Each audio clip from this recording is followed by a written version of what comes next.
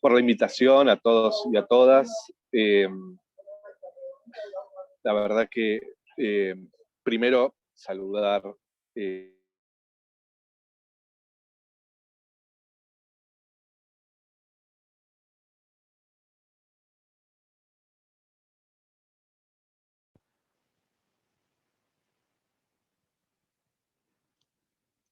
Se fue la conexión de Gervasio, me da la impresión. por igual, pero también nos ha dado algunos procesos muy interesantes de lucha. Así que para mí es muy grato poder estar con ustedes y poder intercambiar algunas experiencias. Como decía Juan Carlos, yo soy parte de una organización de inquilinos y de inquilinas que se llama Inquilinos Agrupados y presidente de la Federación de Inquilinos Nacional, que es la federación que nuclea las organizaciones de inquilinos e inquilinas del país, de Argentina. Somos bastante jóvenes, tendremos entre 5 y 6 años de existencia.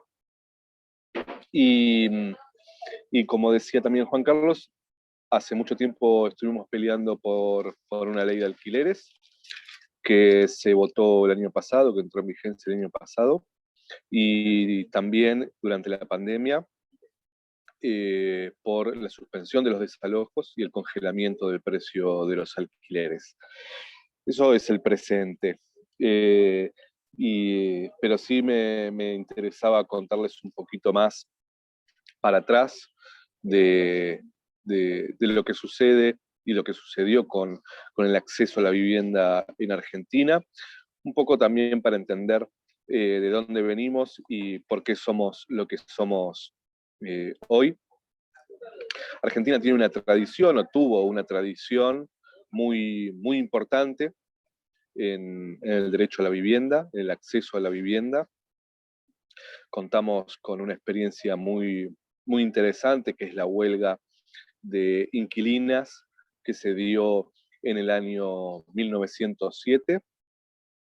La primera huelga inquilina que sucedió en el mundo. Después, en 1908 en España también hubo una huelga de inquilinas, que se dio en ese momento, esa huelga, por un aumento muy fuerte en los alquileres, por la prohibición de alquilar con niños y niñas, y además por las condiciones de hacinamiento en las que se vivía en ese momento, que fue posterior a la fiebre amarilla, y, y que entonces las condiciones en las que se vivían eran muy indignas, y derivó en esa huelga que terminó con una represión muy fuerte, pero con la vuelta atrás de esos aumentos en los alquileres. Ahí en ese momento también se crea en Argentina la Cámara de Propietarios de Argentina, cámara que desde ahí tendrá un rol muy, pero muy importante en el lobby y en la política de gobiernos dictatoriales, sobre todo, para, para que la vivienda sea una mercancía y no un derecho.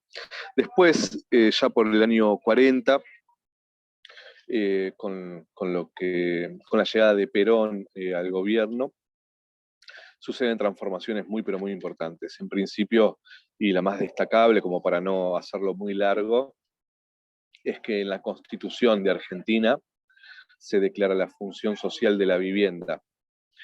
Esto fue una de las medidas claves que tomó el gobierno, además de la prohibición de tener viviendas vacías por más de 3 meses, el congelamiento del precio de los alquileres, el crédito para comprar viviendas en un país que tenía pleno empleo, y la construcción de barrios enteros en la Argentina. De ahí se conforma y se constituye la cultura de la casa propia en Argentina, y cualquier trabajador en ese momento logra tener su casa. Ese gobierno por otras tantas medidas que tomó, finaliza de forma violenta en el 55 con un golpe de Estado, en el 55, y desde ahí, desde el 55 hasta el 83, se suceden diferentes dictaduras, algunas más violentas que otras, algunas más elitistas que otras, pero a partir del 55 comienza a, a retroceder el Estado en la protección del derecho a la vivienda, culminando este proceso en la última dictadura en Argentina, que duró desde el 76 hasta el 83, en donde la última dictadura, la más violenta que tuvo Latinoamérica, por supuesto Argentina, toma dos medidas fundamentales para convertir la vivienda en Argentina en una mercancía y en un negocio para pocos. Y es la dolarización de las viviendas. Argentina tiene las viviendas dolarizadas desde el año 77, y la desregulación del precio del alquiler. Desde ese momento es que el precio del alquiler lo fija libremente el propietario. Desde ese momento, por lo tanto, empieza una inclinización lenta, pero sostenida del país, y la vivienda se convierte en un bien para especular, un bien financiero, extranjerizado, porque además está dolarizada, como les decía recién. Y después de eso, un proceso bastante interesante en lo político y en lo económico, que es el gobierno de Néstor Kirchner en el 2003 hasta el 2015 de Cristina Fernández de Kirchner, en donde hay recuperación económica, hay politización de la Argentina, pero sigue en marcha ese proceso de concentración y de mercantilización de las viviendas.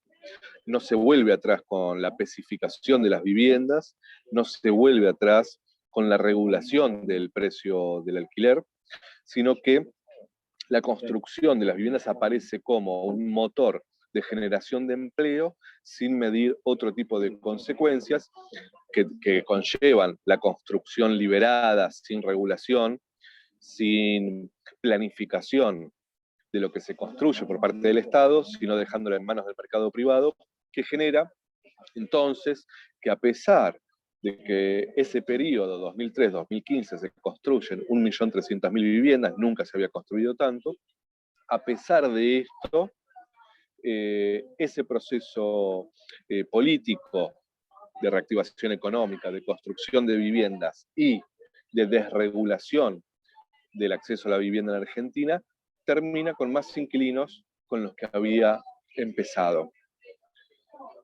Es ahí entonces, finales del kirchnerismo, en donde nos organizamos los inquilinos y las inquilinas, empezamos a organizarnos planteando algo que para nosotros es muy, pero muy importante, y es que nuestro horizonte no es ser propietarios, sino seguir siendo inquilinos, pero de forma digna, por lo tanto regulando las condiciones del mercado inmobiliario, intentar que se cumpla la ley de alquileres votada, intentar que se congele el precio de los alquileres, y por supuesto sigue en nuestro horizonte que se vuelva atrás con estas dos medidas de la dictadura, y que en Argentina el precio del alquiler esté regulado, y que además se especifiquen las viviendas, o sea que las viviendas estén en moneda local y no en moneda extranjera.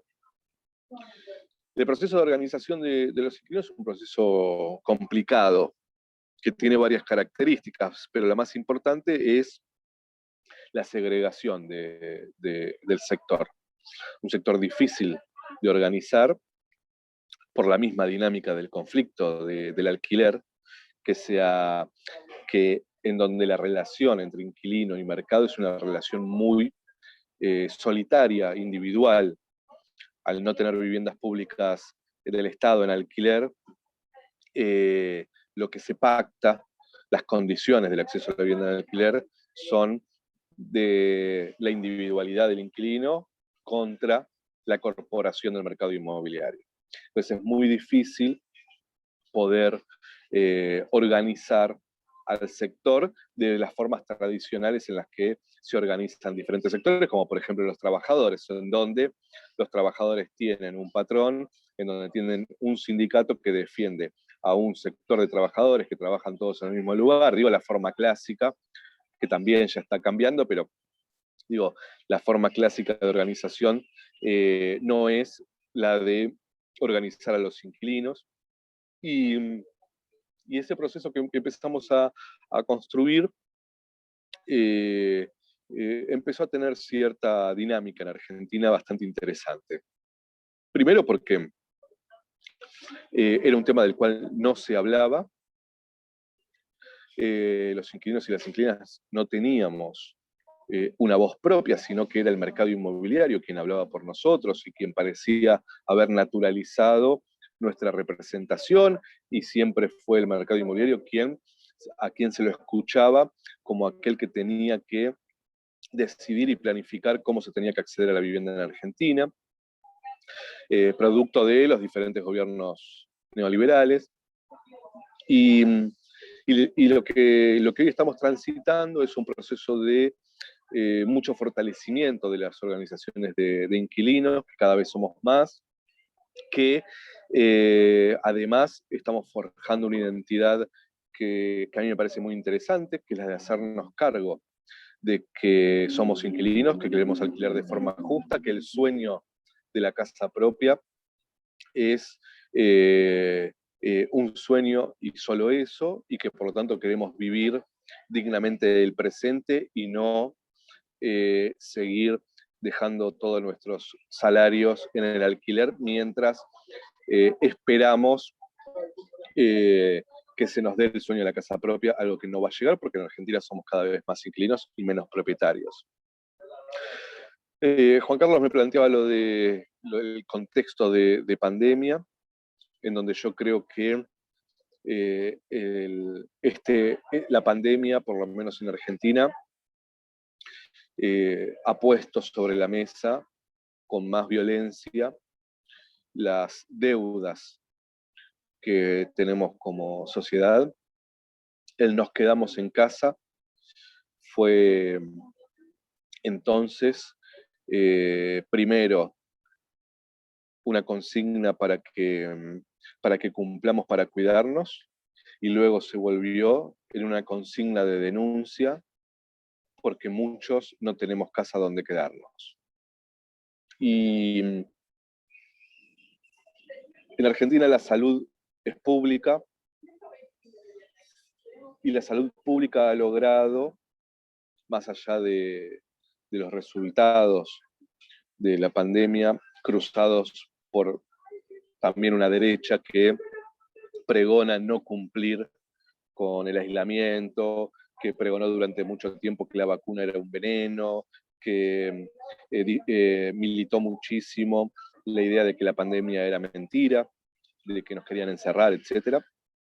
Más allá de eso, la salud pública, el sistema de salud público en Argentina fue lo que logró que no se viva una tragedia mucho más grande en términos sanitarios.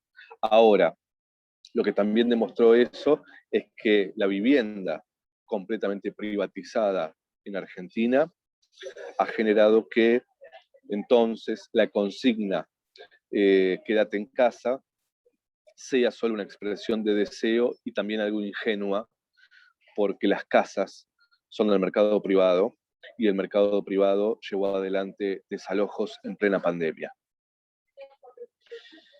Entonces lo que nosotros planteamos es, si aprendimos la importancia de la salud pública, ahora nos toca aprender la importancia de que la vivienda sea considerada nuevamente un derecho y no una mercancía, que la vivienda sea considerada un derecho colectivo y no una aspiración casi meritocrática, en donde quien puede pagarla bien y quien no a la calle, y para eso hace falta que el Estado se haga cargo de garantizar la regulación de las reglas de juego, pero también hace falta una sociedad que se haga cargo de que el problema de la vivienda no se va a resolver individualmente y que tenemos que estar muy, pero muy convencidos de que si no se tocan intereses muy complejos que tienen que ver con el negocio de la tierra, con el negocio de las ciudades, con el negocio de la construcción, con el negocio de la vivienda, al fin y al cabo, será muy difícil que solucionemos y que garanticemos un derecho tan importante como un lugar donde dormir, derecho que, como ustedes saben, garantiza el resto de los derechos. En esa pelea estamos, creo, una pelea que se ha puesto de relieve en todo el mundo. Nosotros vamos dialogando con organizaciones de inquilinos de otros países y la realidad es que la pandemia puso en discusión cómo se accede a la vivienda y qué modelo de acceso a la vivienda pretendemos. Bueno, ahí me avisaron que quedaban poquitos minutos, así que, bueno, espero que haber sido más o menos claro y de vuelta muchas gracias por la escucha. Muchísimas gracias, Gervasio, por tu presentación. Muy interesante ahí la aproximación histórica para comprender la lucha por la vivienda en Argentina, también los desafíos del presente. Ya se pueden empezar a plantear algunos puntos en común, quizás con la realidad nacional, y las invitamos a dejar sus comentarios, sus reflexiones ahí en Facebook. Y bueno, vamos a continuar con la siguiente exposición. Le damos la bienvenida a Doris González. Ella es trabajadora social, colega de acá. Actualmente cursa el magíster en hábitat residencial en nuestra casa de estudios. También es dirigente del movimiento de pobladores Ucamau, quienes desarrollaron el proyecto habitacional Maestranza en la comuna de Estación Central, proyecto que significó el anhelo de una vivienda digna para 400 familias tras años de intensas movilizaciones. De eso nos estará contando sin duda en su presentación. Y también el fin de semana pasado fue protagonista de los buenos resultados electorales de la izquierda transformadora en el Distrito 8. Quizás también nos estará compartiendo algo de eso, la alegría popular y también las reflexiones que abre este nuevo escenario histórico, esta esperanza en nuestro país. Muchas gracias, Dori, por estar acá. Tienes la palabra.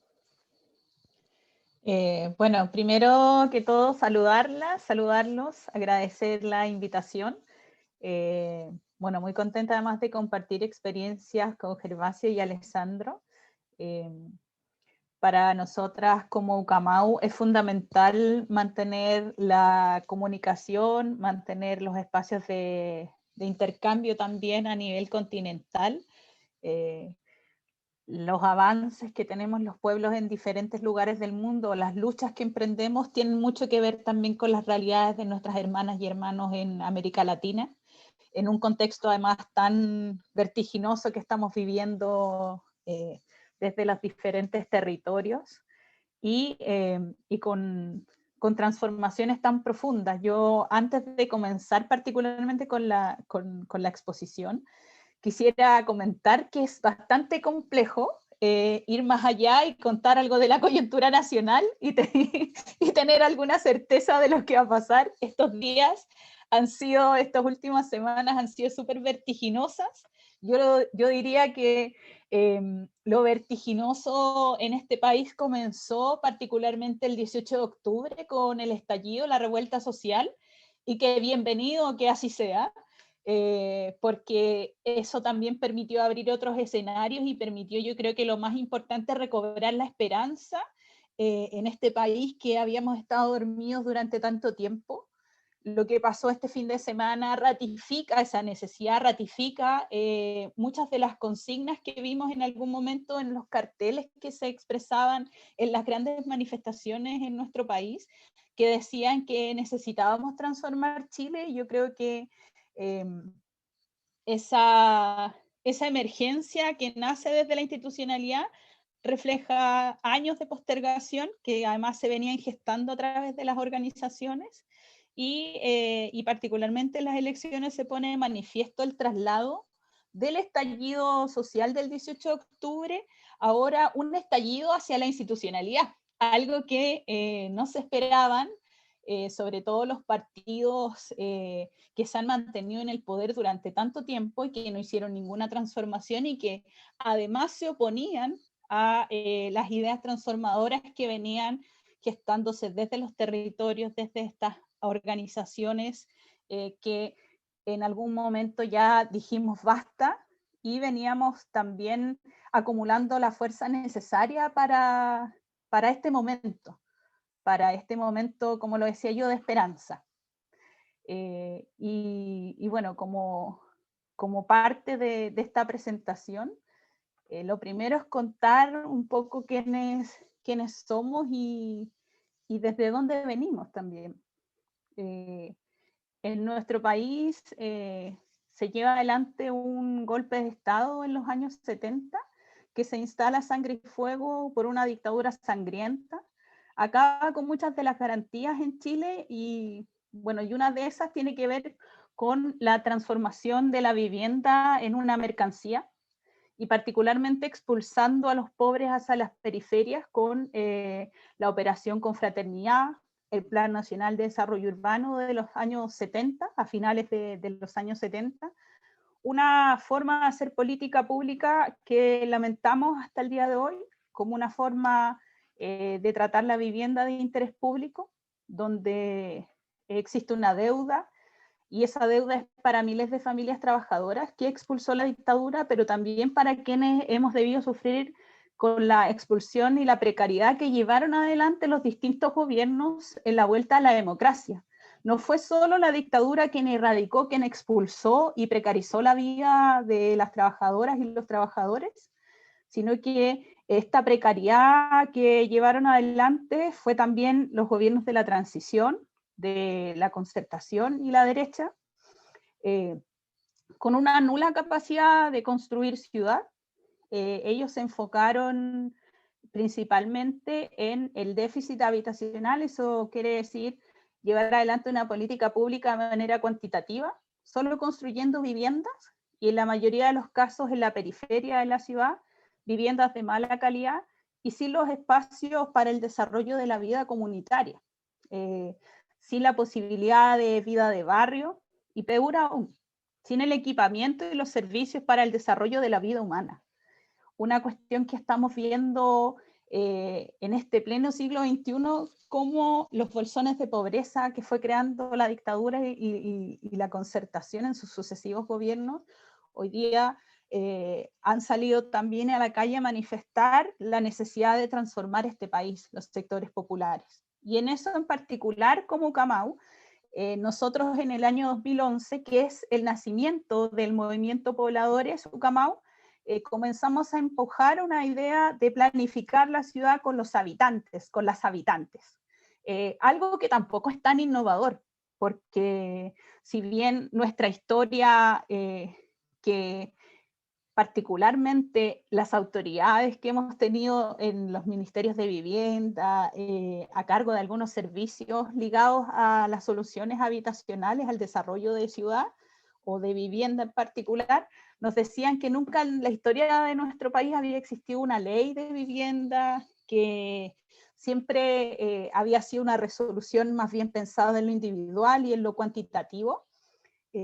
Sabíamos que no era así, que, bueno, Chile fue uno de los primeros países en América Latina que logra instalar una ley de vivienda, que es la Ley de Habitaciones Obreras del 1906, que además es impulsada por las organizaciones sindicales, cuando en este país además la sindicalización era una realidad era una herramienta profunda de fuerza, e incluso existía la sindicalización por rama. Los sindicatos tenían una potencia de negociación muy grande, cuestión que hoy día en nuestro país es algo que tenemos que retomar como uno de los énfasis importantes también para el avance del campo popular.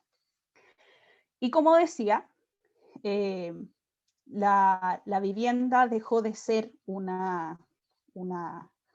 digamos, un derecho. Entonces ahí para nosotros era importante también revitalizar estas ideas. La ciudad planificada por sus habitantes, llevar los servicios donde aún son negados. Por eso hablamos de democratizar la ciudad, y democratizar la ciudad no es solo pensar en la ciudad del futuro, sino que también es llevar la ciudad a los lugares donde ha sido negado hasta este momento, hacia donde nos expulsaron y hacia donde nos dijeron que debíamos vivir, y ya que la ciudad no es igual para todos, no todos hemos tenido las mismas posibilidades de desarrollo, y por eso para nosotros es tan importante esta idea de acabar con esa segregación y esa falta de, digamos, de desarrollo humano en estos espacios. Hemos visto en estos tiempos de pandemia los niveles de hacinamiento y precariedad con las que viven las mayorías trabajadoras, donde incluso autoridades, y particularmente el ex ministro de Salud, dice desconocer el hacinamiento y, digamos, la precariedad en la que vive la mayoría de la población. Entonces, esas cuestiones a nosotros nos hacen darnos cuenta de la necesidad urgente de seguir organizando en los diferentes territorios, y no solo por conseguir la vivienda, sino que pensar también en las transformaciones que nuestro país necesita. Pensar en que nuestra lucha es más grande que una casa, y que tiene que ver con la democratización de los diferentes espacios. Debido a grandes movilizaciones que realizamos a partir digamos, de nuestro nacimiento, logramos instalar en el decreto de vivienda, en el decreto supremo 49, un artículo que nos permitía el reconocimiento de la autogestión de los pobladores.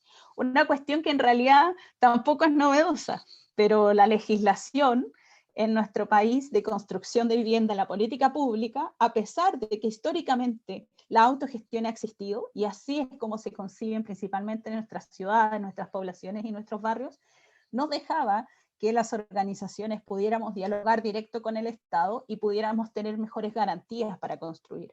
Le entregaba la atribución de pensar en el barrio y en la planificación de estos espacios a las entidades patrocinantes, a estas empresas que intermediaban entre las organizaciones de pobladores y el Estado. Entonces nosotros a través de este artículo logramos sacar al intermediario.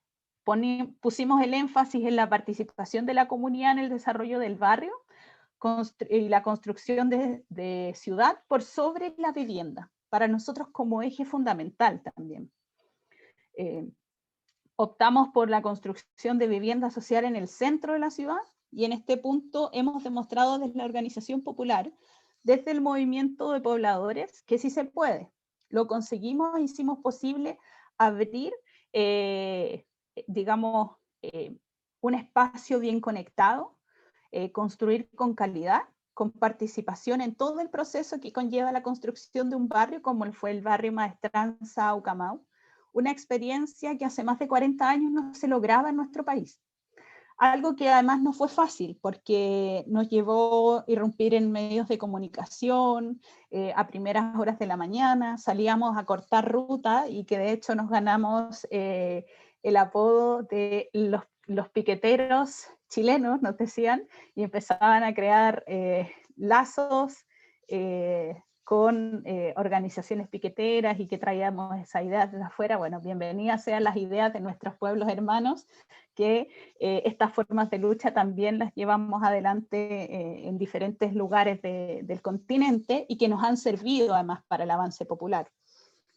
Entonces, este tipo digamos, de movilización nos permitió visualizar una problemática que se había mantenido bastante bajo la alfombra, y que en Chile pareciera que el tema de vivienda estaba absolutamente resuelto. pero además nos permitió llevar adelante un proceso que rescata la memoria histórica de los pobladores, que recoge el sentido de comunidad, que ayuda efectivamente a dinamizar espacios de la ciudad que están abandonados y donde se puede construir vivienda de interés público, vivienda social en particular, y además en un proceso liderado y autogestionado por sus propios habitantes, por la organización popular, que se transforma en un elemento fundamental en los espacios de negociación, en las formas de movilización, y que planifica la lucha más allá de la vivienda.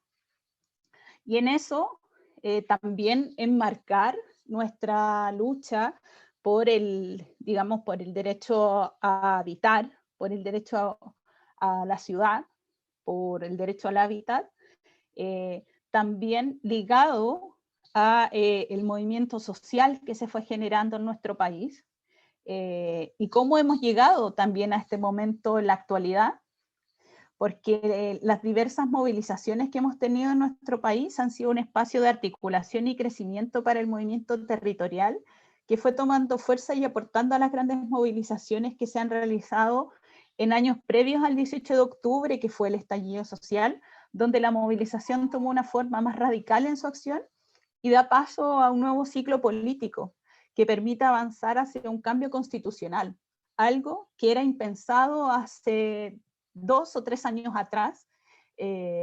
La institucionalidad se negaba absolutamente a pensar en la posibilidad de cambiar la Constitución, y este movimiento que irrumpe radicalmente pone en cuestión un modelo además de precarización de la vida expresado en el neoliberalismo.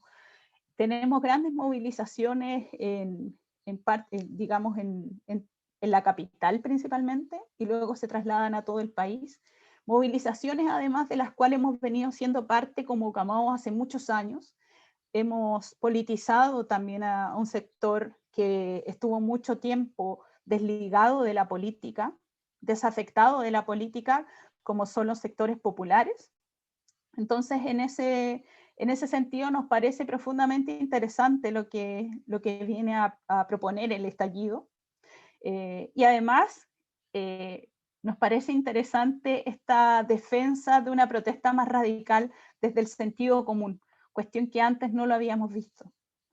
Los representantes de la institucionalidad tratan de subirse al carro con dichos como la gente tiene razón. Sí, hemos postergado durante mucho tiempo los cambios que la gente necesita, que la gente merece. El sistema de AFP no funciona, necesitamos construir mejores viviendas, pensar en el desarrollo de la ciudad, pero pasado el tiempo y llegada la pandemia, ese discurso se le olvida a la institucionalidad. Vuelve a su estado normal, de seguir en la medida de lo posible, y que los dueños del poder y la riqueza les permitan hacer. Y el interés es seguir profundizando un modelo neoliberal que precariza la vida de las mayorías. Esto, además, con una crisis que nos trae el coronavirus, el COVID-19, una crisis del hambre, una crisis económica y política, una crisis de institucionalidad, donde las ollas comunes se vuelven una realidad, el trabajo territorial al cual nos debemos desplegar, además de la lucha particularmente por el derecho a la vivienda y a la ciudad. Y esta crisis económica donde la gente además se manifiesta exigiendo soluciones reales para las trabajadoras y los trabajadores, que muchos y en su mayoría pierden sus fuentes laborales. Mientras tanto, nosotros como organización también seguimos desarrollando trabajos en los espacios territoriales que con mayor énfasis buscan solución del habitar de las familias más vulneradas, pero hemos mantenido nuestros espacios organizativos, y en este mismo sentido levantamos nuevas formas de organización orientadas hacia la economía popular, teniendo una herramienta tan importante como la Cooperativa Popular de Apoyo Mutuo, que es COPAM, que desarrolla ollas comunes en los territorios, comprando juntas, trabajo cooperativo textil, una carpintería textil, y en eso, para ir cerrando, porque creo que me queda poco tiempo, no sé cómo estoy de tiempo, si me puede avisar ahí, Juan Carlos, ¿cuáles son los énfasis que tenemos hoy día, o cuáles son los desafíos para este momento? Lo primero es dar cuenta también de lo que hemos vivido como parte de este movimiento que desafió a la institucionalidad. En particular, yo fui candidata a la Convención Constitucional, candidata constituyente en el Distrito 8. No voy a decir, bueno, sí lo voy a decir. Odio el sistema de arrastre. Un candidato que fue parte de, digamos, de la lista, que fue el más votado del país y que arrastró a su compañera de lista, que tiene mucho menos votos que los que tenía yo, pero lo importante de esto es que esta elección mostró que sí hay una voluntad popular de cambiar las cosas, que sí existe la necesidad de transformar, que no era solo el discurso el que escuchábamos mucho digamos, en las calles, en los cabildos que se organizaron después del estallido social del 18 de octubre, donde nos comenzamos a juntar en las plazas y la gente decía, sí, queremos transformar nuestro país, queremos un país que nos garantice derechos, mejores pensiones, derecho a la vivienda, a la salud, a la educación. Eso se puso de manifiesto este fin de semana. Y fue posible debido a todo lo que tuvimos que pasar, que en este proceso hemos perdido vidas, muchos jóvenes particularmente, fueron mutilados. Durante mucho tiempo se han violado los derechos humanos sistemáticamente en este país, y ese proceso no lo podíamos farrear, y por eso era tan importante el voto este fin de semana. Yo creo que más allá de la pérdida individual en lo electoral, lo maravilloso de esto es la ganancia colectiva, el triunfo colectivo que tuvimos. Y ahí nos queda masificar la lucha territorial, generar vasos comunicantes entre la lucha por el desarrollo del hábitat con los triunfos electorales que tuvimos estos últimos días, así recuperar además el tejido social que articule al pueblo, no solo en la lucha por la vivienda, sino que genere un movimiento importante, un movimiento robusto que contenga las demandas populares para dar sustento, defienda y además garantice las transformaciones que esperamos se generen desde el espacio de la Convención Constitucional, para tener un Estado, o para por fin tener un Estado de justicia social y aportar al avance continental de las luchas que hoy se están dando en otros territorios en nuestra América Morena. Hoy en Chile tenemos el gran desafío de construir mayorías, de avanzar desde los espacios institucionales que le entreguen mayor capacidad de deliberación y decisión al pueblo para hacer de esta nación una nación de derechos y de justicia social. Yo creo que ahí está el desafío, y en eso es donde aún tenemos una tarea pendiente desde el movimiento popular, de politización, de participación y de despliegue mucho mayor, para que esta institucionalidad que acabamos de ganar efectivamente esté al servicio de las mayorías trabajadoras. Eso, muchas gracias. Muchísimas gracias, Doris, por tu exposición. Muy bienvenidas todas tus reflexiones, la experiencia del movimiento Ucamau en la lucha por democratizar la ciudad, por poner en el centro la participación comunitaria y la autogestión, y también el balance que nos compartes de considerar esta luz de esperanza, pero no olvidar todo lo que ha costado, los presos políticos de la revuelta. También hay que rescatar esa memoria histórica y, por supuesto, seguir luchando desde lo que se ha conquistado, pero por transformarlo todo. Así que muchas gracias, Doris. Ahora les vamos a dar el paso a Alessandro Mariano. Él nos acompaña desde Brasil. Es integrante de la Coordinadora Nacional del Movimiento de los Trabajadores Rurales Sin Tierra, MST. Trabaja en el colectivo LGTBI y en el sector de educación de este movimiento. Así que muchas gracias por aceptar la invitación y muy bienvenida a esta instancia, Alessandro. Gracias por estar aquí. Olá, Juan. Buenas tardes, compas. Muito gosto, né, nos encontrar esta tarde, um pouco fria aqui em São Paulo, mas creio que está muito mais aí em Chile, Argentina. Muitas graças pela invitação, a Paula e também a Juan, que está aqui, né, nos coordenando esse espaço, e também a Doris, né, por compartilhar aí as lutas. Que bueno escuchar, né, que Chile, agora para nós, né, o aire que vem de Chile, não solamente frio, que vem também aire de esperança para nós. E também Gervásio em Argentina, não, que também importante saber dessas lutas, né, por las viviendas. Nós em Brasil também temos muitas organizações aqui de luta por vivienda. Eu sou do Movimento Sin Tierra, tenho duas tarefas em minha organização. Uma é de coletivo LGBTI do movimento. Há 5 anos que estamos construindo esta frente dentro do movimento campesino. Então, não vou falar sobre isso porque temos muitas questões, e creio que vocês também, em suas organizações, devem pensar na questão de gênero, a questão da diversidade sexual, a questão de raça, etnia. São questões que hoje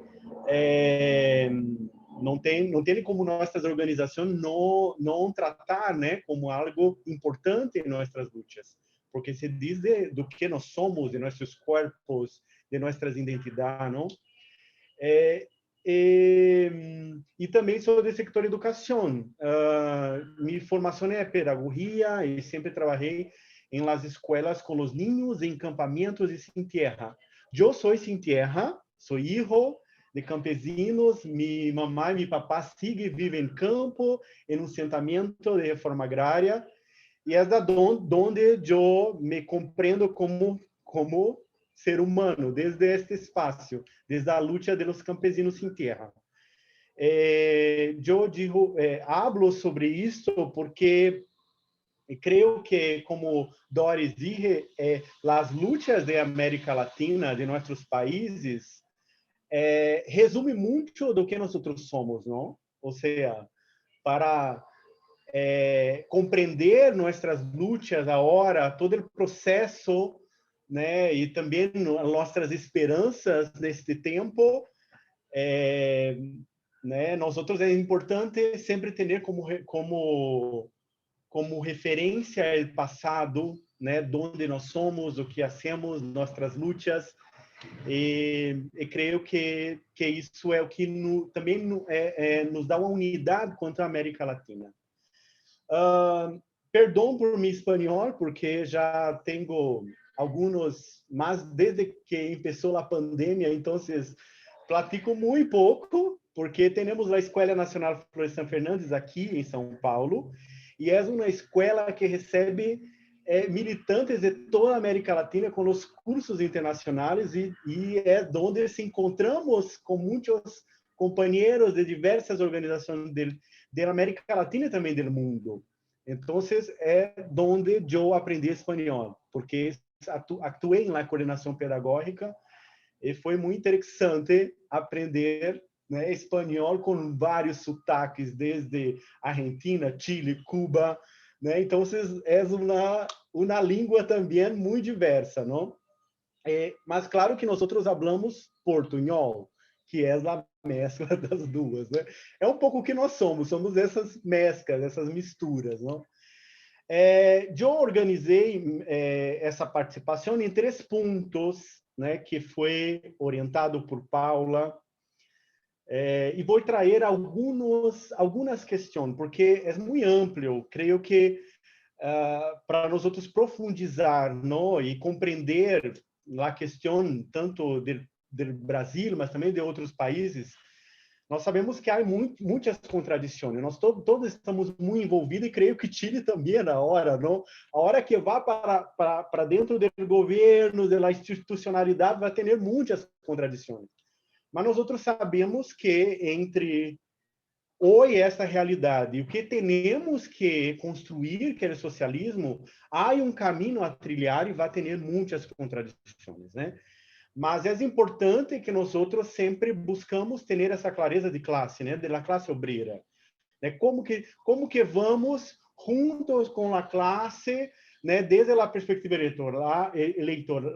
eleitorais, mas também desde a perspectiva da organização popular, que creio que isso para nós é muito importante, porque aqui em Brasil passamos por né, o processo do governo do PT, os 10 anos que temos, foi importante, temos muitos avanços, mas também perdemos muito em organização popular. E espero que vocês não percam, né? À medida que pode cambiar e pensar, nós outros sempre temos que manter a organização, né, popular, não? Então, eu organizei em 3 pontos. O primeiro é a conjuntura. O segundo, ela questiona um pouco o que estamos fazendo agora na pandemia. E uma terceira é mais algumas questões mais de desafios, de estratégias que podemos hoje, né, pensar, não para frente, para mais allá. A primeira questão sobre a conjuntura. Bem, nós estamos vivendo uma crise global do capitalismo, né? Então, por isso que a pandemia vai profundizar essa crise, né? Em Brasil, para deixar mais pior nossa situação, temos um governo extremamente de direita, conservador, e é todo o que vocês escutam de Bolsonaro é real, né? Porque é um governo que representa o que há de mais conservador em la base, em la burguesia, mas também representa o pensamento de uma elite, né, agrária, porque com base em latifúndio, em la escravitud, né, ou seja, por isso que é muito racista, e também LGBTfóbico, porque também é patriarcal, não? Então, e é um governo hoje que ha sacado todos os direitos que teníamos conquistados, tanto para a população campesinas, os indígenas, como vocês devem acompanhar, há uma perseguição sobre os pueblos indígenas. E persecução é o que? É o governo articula os hacendeiros para ir, né, nas terras, las terras dos indígenas, para tomar, sacarlas, e com muita violência. E também os campesinos, porque os campesinos que estão nas ocupações de terra também há uma grande há uma ação orquestrada contra, se utiliza do Estado. A diferença é que quando tinha o PT, nós outros poderíamos disputar o judiciário, poderíamos articular essas forças por dentro do Estado, hoje não mais, né? Porque tu tem como se diz, nós dizemos um conchave, que é quando há uma unidade, né, la classe burguesa com o pensamento também conservador dentro do Estado e outras tantas, como também o exército, não? Bem, isso tudo para dizer que está muito, muito difícil, não? A ser lutas, inclusive aqui em Brasil.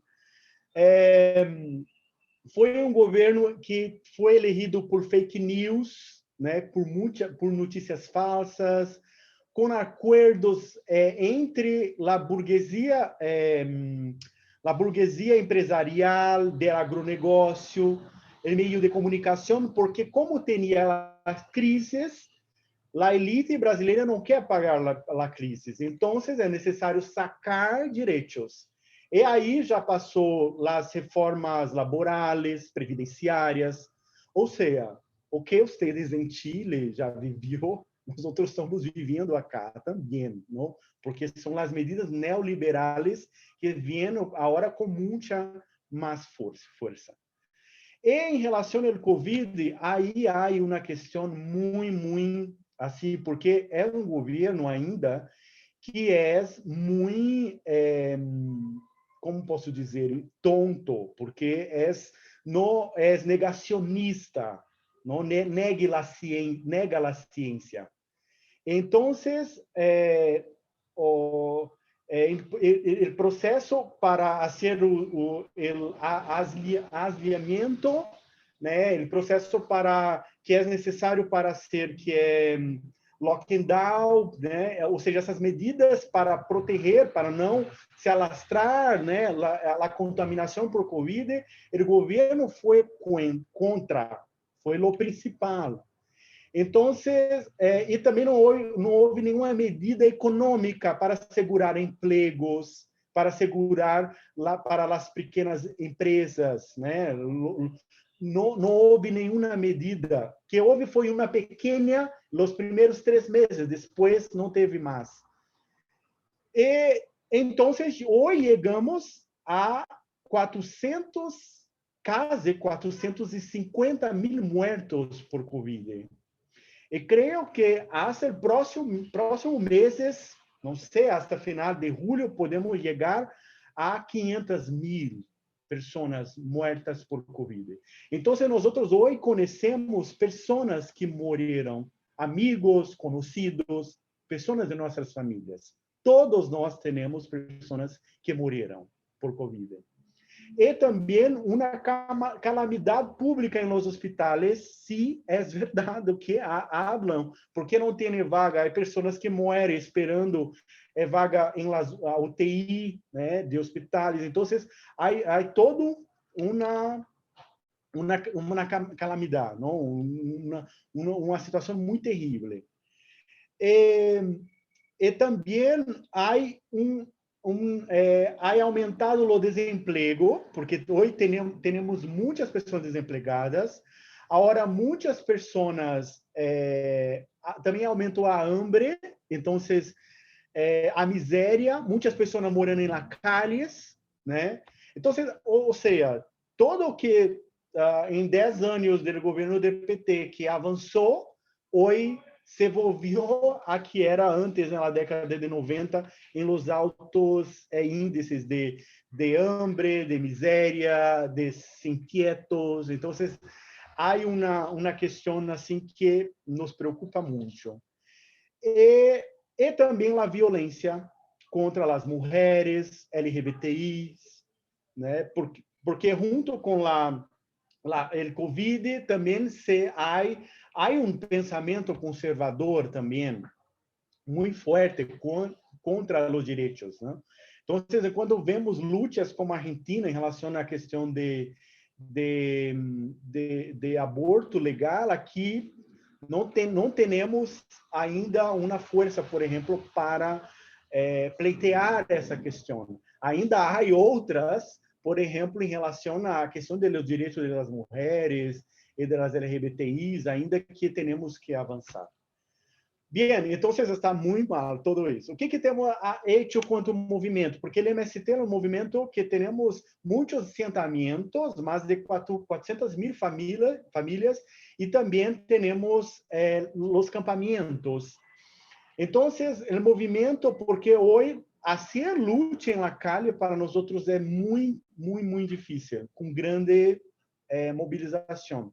Porque a contaminação do Covid, nós se formos contaminados e necessitar de um hospital, não tem. Então, e como são a maioria de nossos militantes e membros de nossa organização estão em campo, então há uma medida de isolamento que para nós é muito importante para não chegar a Covid em nossos territórios. E também há uma ação que se chama hoje, que é isolamento produtivo, que é o quê?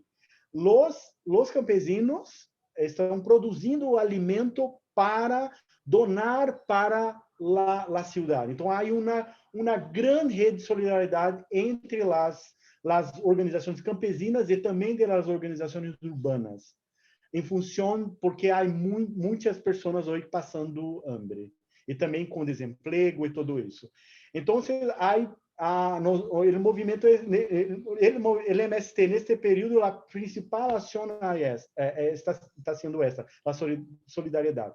Também tem brigadas de agentes populares de saúde, que são militantes que estão em las grandes cidades e fazem um processo de conscientização em las comunidades, em las periférias, e também há um processo que é organizar bancos de alimentos, que é em las comunidades para ajudar, né, entre os próprios trabalhadores.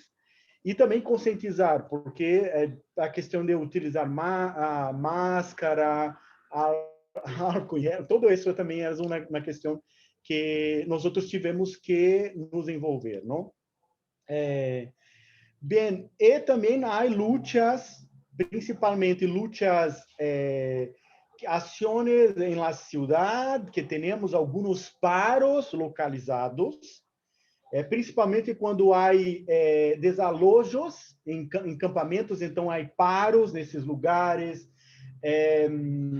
barreiras em la carretera, em protesta. Então, há lutas mais localizadas que hacemos em função de las ações do governo Bolsonaro contra o movimento. E também temos um processo de formação virtual, que nem estamos aqui, que é de la militância, e também uma produção de conteúdos contra a violência para WhatsApp, rádios, para o conjunto de nossas comunidades, porque também nossas comunidades também aumenta a violência, né? Principalmente dentro das casas, os campesinos. Então é necessário que esse processo de conscientização também, que chegue até a los locais, não? Bem, o que estamos quanto ao MST pensando para o próximo a curto prazo? Agora, ela luta por la vacuna, porque para nós é importante que conseguimos a vacuna para que possamos sair à calle e derrubar o governo Bolsonaro. Então, nós estamos assim. É necessário a vacuna, então há uma luta articulada por dentro do parlamento, com os partidos políticos, nesse processo, e também com o judiciário aqui em Brasil. Inclusive com muitas medidas pelo poder judiciário, exigindo que Bolsonaro implemente medidas, que compre vacinas. Então há esse processo. E hoje, essa semana está tendo um processo dentro do parlamento, né, dentro da Câmara Nacional, que é de la investigação do governo Bolsonaro em relação às medidas que não foram implementadas por ele, incluso a compra ou a negação de compra de vacinas que ele ano passado se negou, né? E então também há uma movimentação, além de muitos pedidos de impeachment de Bolsonaro. Bem, eu tenho 2 minutos, eu vou quedar por aqui, porque depois nós outros podemos falar mais um pouquinho, porque eu quero compartilhar um vídeo, um pequeno vídeo, que é só para... Adelante, Alessandro. Si puedes compartir. No sé si están... No, ahora sí se está compartiendo. É que mi tela se escureceu todo. Ahí está.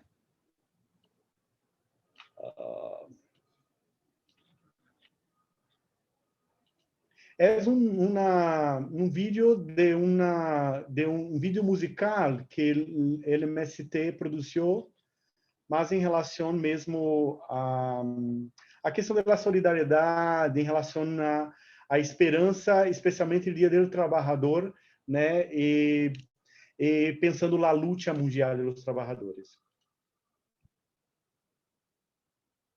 Tem áudio? Está com áudio? A película? O vídeo? No, ¿no? No, no nos alcanza a escuchar. Me parece que cuando compartes tienes que elegir la opción de compartirlo con audio. Sí, verdad. Creo que ahora. Quem disse que tudo está perdido? Eu venho oferecer meu coração. Quem disse que tudo está perdido? Eu venho oferecer o meu coração. Quem disse que tudo está perdido? Eu venho oferecer meu coração. Quem dijo que todo está perdido?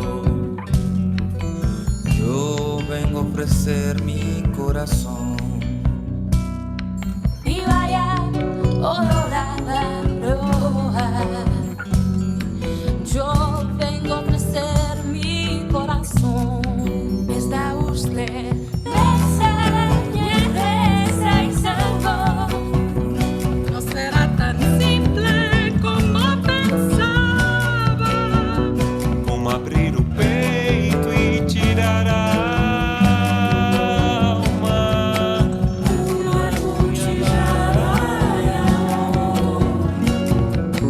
Una vela pobre siempre abierta. Eu venho oferecer meu coração.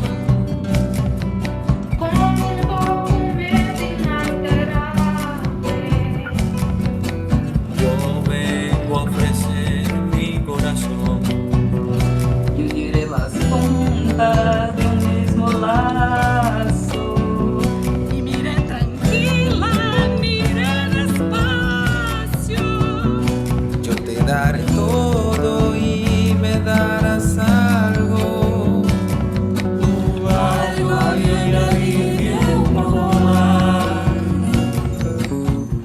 No acabarán con amor. Nem as rusgas, nem a distância. Está provado, verificado. Aqui levanto solene minha estrofe de 1000 dedos e faço juramento. Amo, firme, fiel e verdadeiramente. Amo, firme, fiel e verdadeiramente. E aqui, levanto solene a minha estrofe de 1000 dedos. Amo firme, fiel e verdadeiramente. Quando não houver ninguém perto ou longe,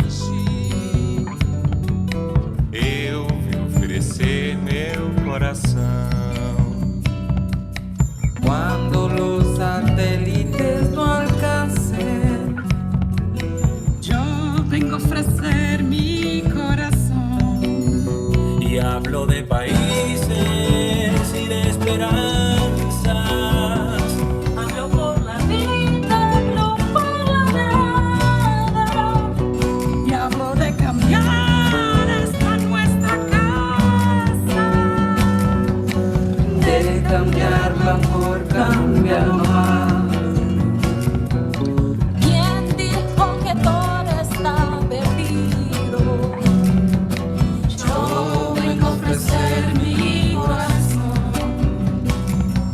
¿Quién dijo que todo está perdido? Eu venho oferecer meu coração. Who says that everything is lost here? Yo vengo a ofrecer mi corazón.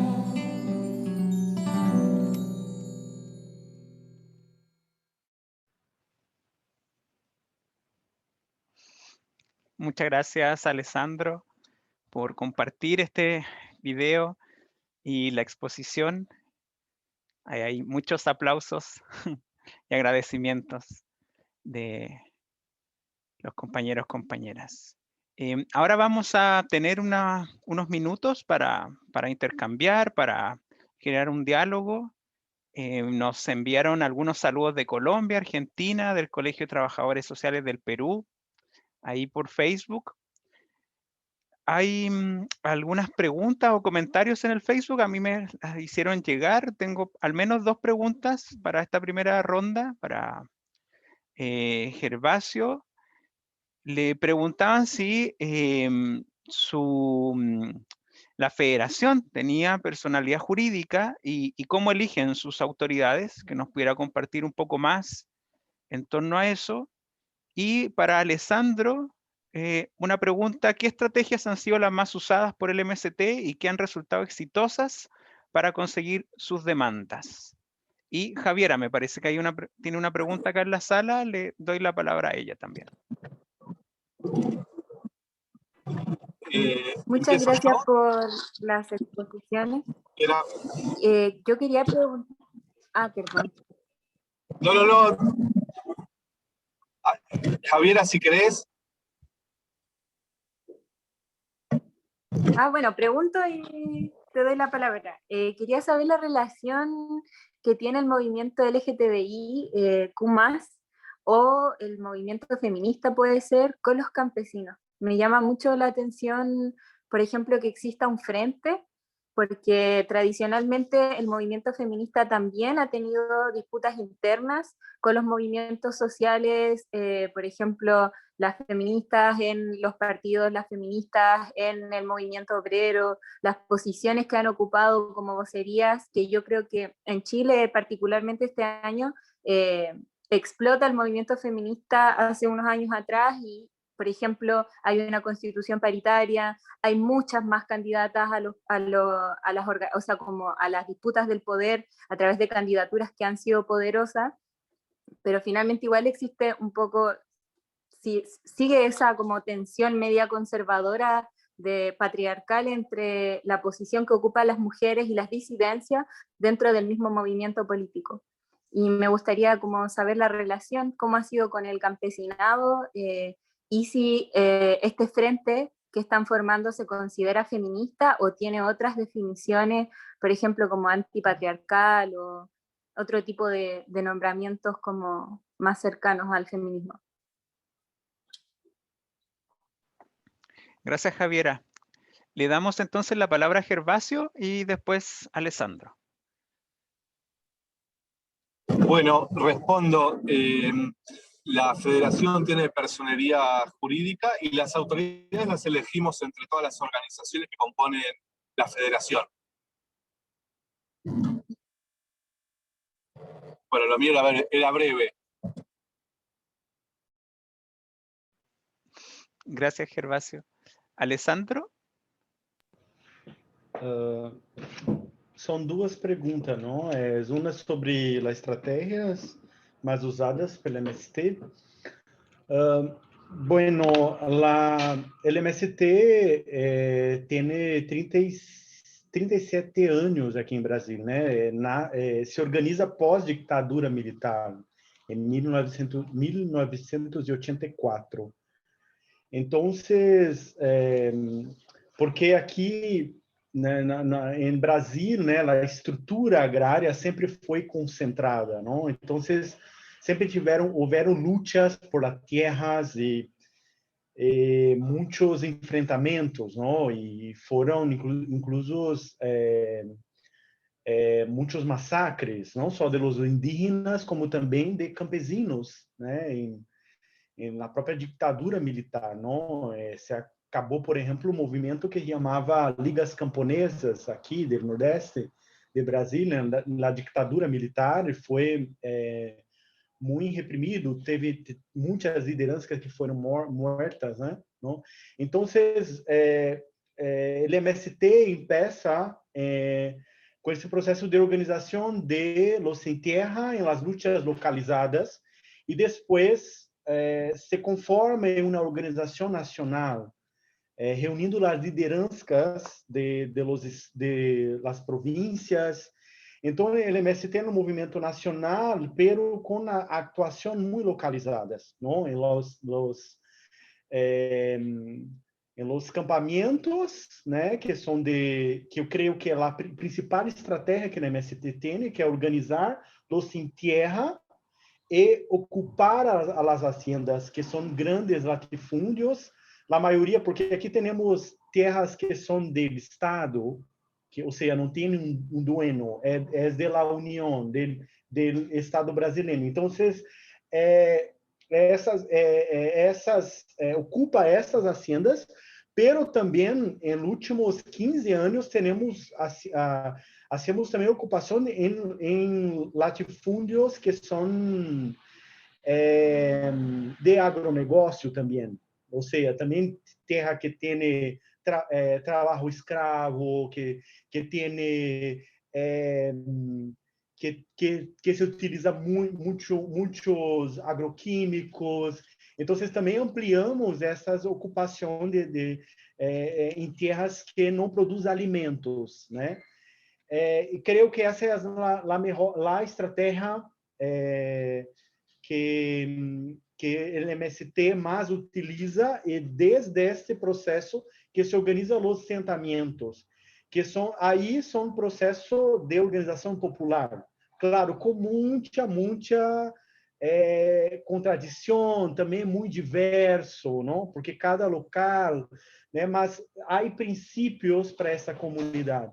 Por exemplo, o trabalho coletivo, a cooperação, o processo de organização popular, né? De ser auto-organizada a comunidade. Então, isso é muito algo muito forte que temos, e também temos escolas públicas, pero coordenadas pelo sector de educação do MST, com maestros que fazem formação nas universidades, e os cursos são em parceria com o movimento. Então, há processo muito amplo de organização, né, popular com as universidades por todo o país.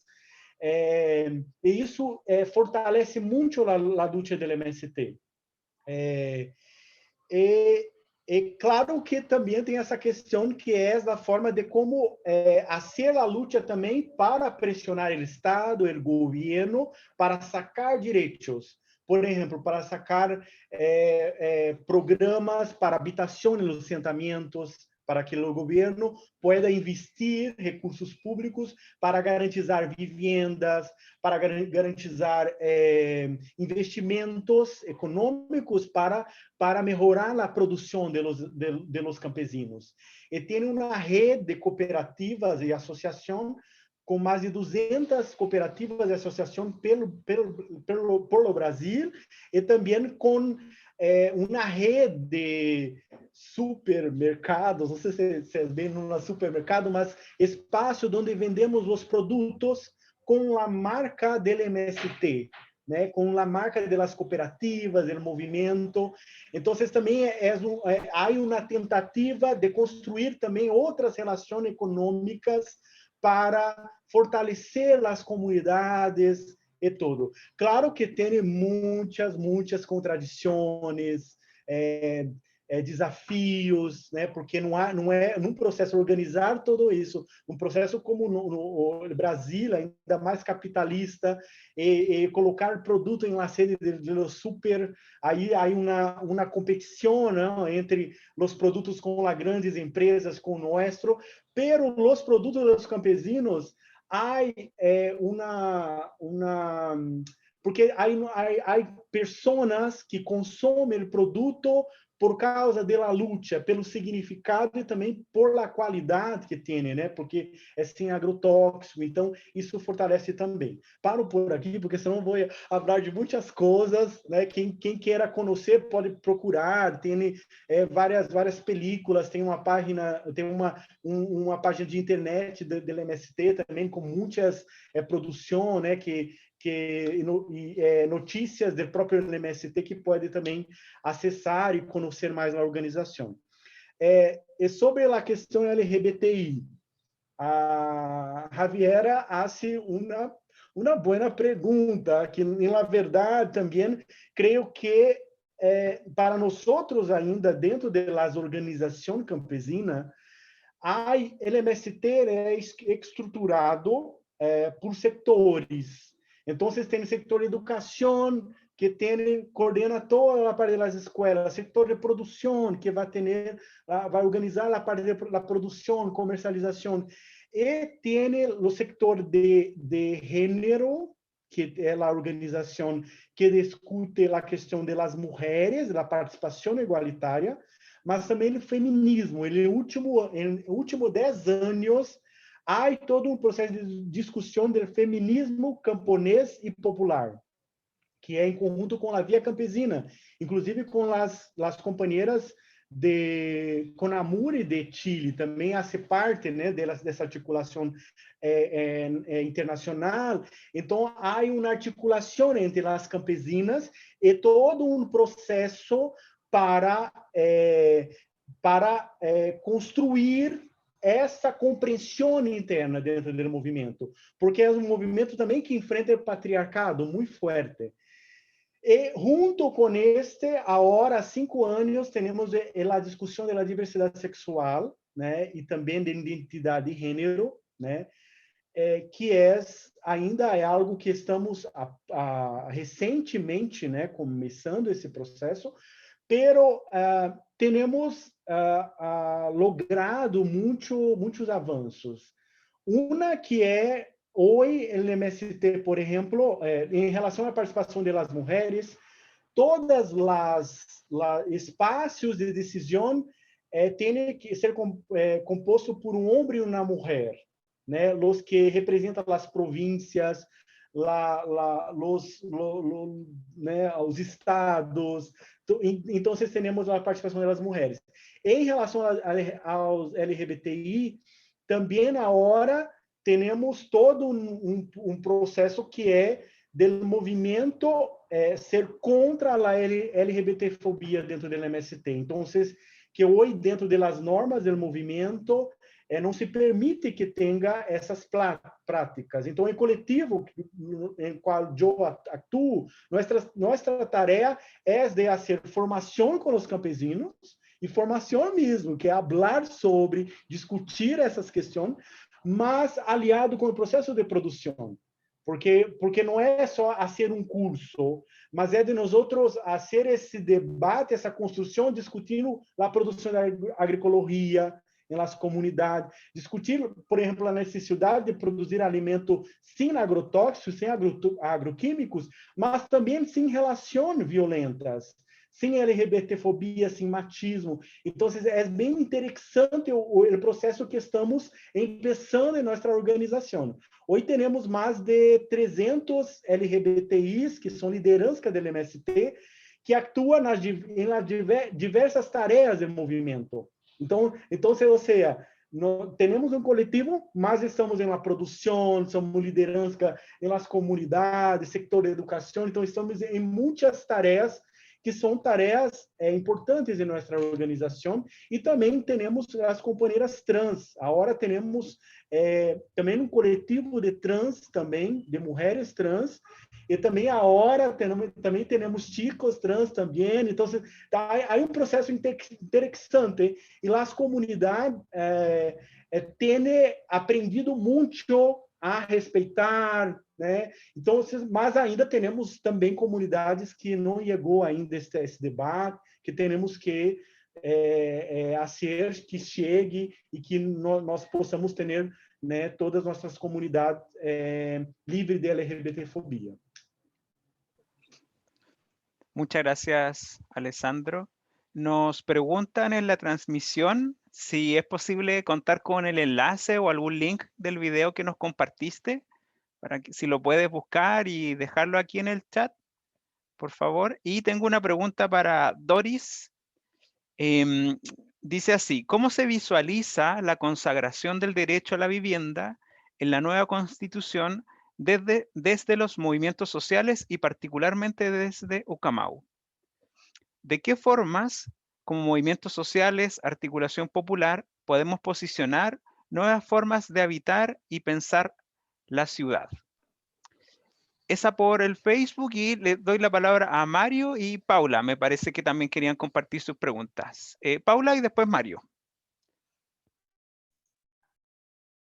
Gracias, Juan. Bueno, agradecer a Alessandra, a Doris y a Gervasio por sus intervenciones sumamente interesantes y que nos hacen pensar un montón de nuevas cosas, ¿no?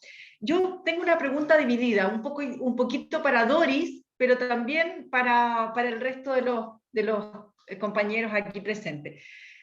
Doris, la verdad que para nosotros es alguien muy importante, no solamente por la labor y la representación del movimiento Ucamau, sino también porque tiene una formación en trabajo social. Y este curso en particular, que se levanta desde trabajo social, en un año de cuarto año, ya están casi a punto de salir como egresados de trabajo social. Me gustaría mucho preguntarte, Doris, a partir de esa formación, de esa experiencia, ¿cómo ves tú esa relación de una formación en trabajo social con la articulación con los movimientos sociales, con las organizaciones populares? ¿Desde dónde ves tú que se puede establecer una relación virtuosa? Porque generalmente la formación tiende a poner el punto sobre la institución, ¿no? El Estado, las políticas públicas, las políticas sociales, donde generalmente es el campo natural, entre comillas, donde los profesionales, les profesionales se insertan. Entonces, me gustaría tener tu opinión acerca de esa dimensión, de esa relación entre profesión, movimientos sociales, cómo pueden dialogar. Y la segunda pregunta, más extendida a Gervasio, Alessandro y también, si quiere, Doris, tiene que ver también cómo ven ustedes la articulación, la complementación entre el mundo académico, el mundo universitario, la formación, con las demandas y con las luchas de los movimientos, de los sujetos colectivos. Entonces, ¿cuál ha sido la experiencia que ustedes han visto, sobre todo en una apuesta que nosotros tenemos acá en este curso, de poder abrir ese debate, reflexionar desde una contribución que hace la formación, la universidad pública con el mundo popular? Entonces, por ahí va mi pregunta. Súper. Mario, y después pasamos a las respuestas de les invitados.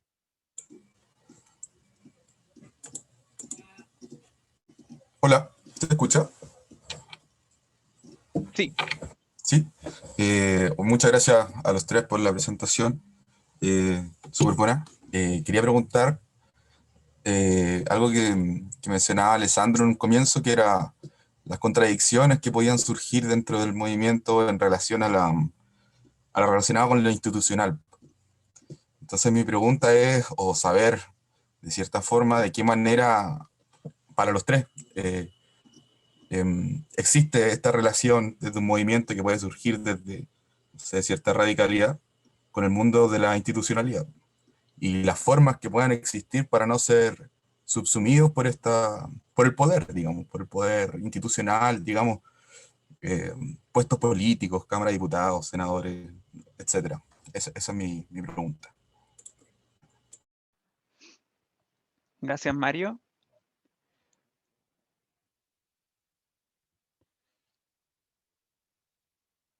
Doris, ¿quieres comenzar tú? Ok. Mira, voy a partir por la pregunta que se hace en la plataforma y que habla esto de la consagración del derecho a la vivienda y nuevas formas de habitar y pensar la ciudad.